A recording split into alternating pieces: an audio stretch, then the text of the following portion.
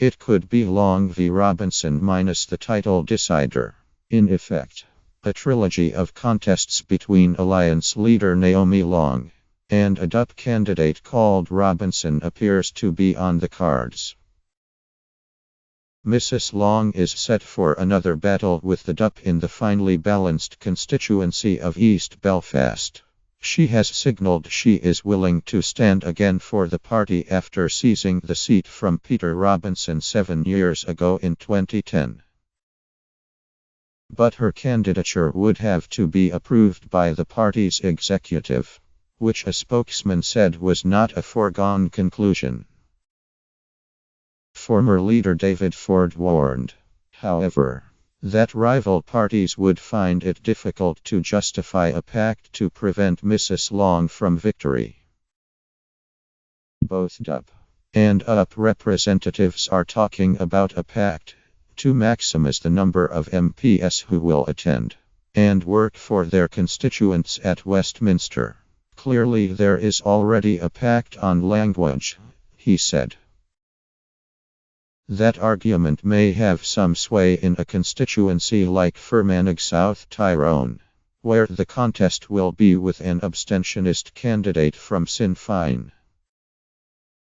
But they will need to change their language if they are going to justify a pact against Alliance in East Belfast, given Mrs. Long's record of attending Westminster as well as Unionist MPs, and working at least as hard as any of them.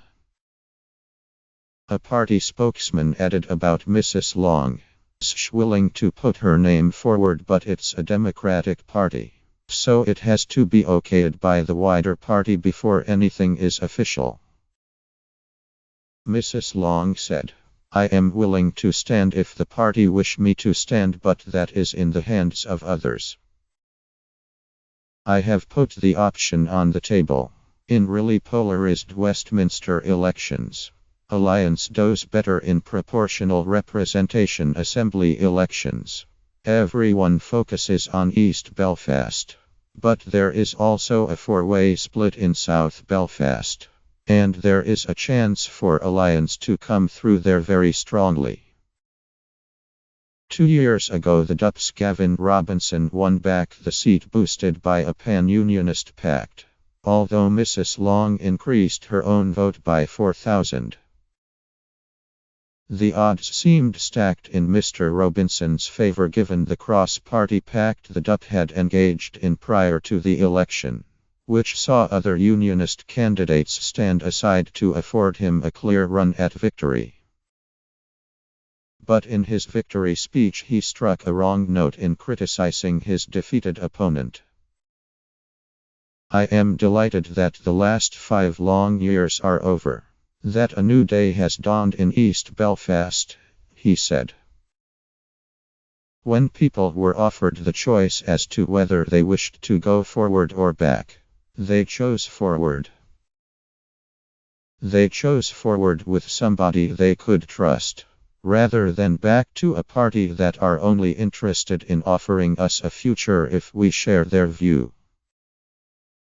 And when people were offered the choice to vote for Progress and the Union over backward abstention, they chose the Progress. A strong turnout of 63%, up 4% from 2010, appeared to favour the cross-unionist vote, and Conservative candidate Neil Wilson also put in a respectable showing with 1,121 votes.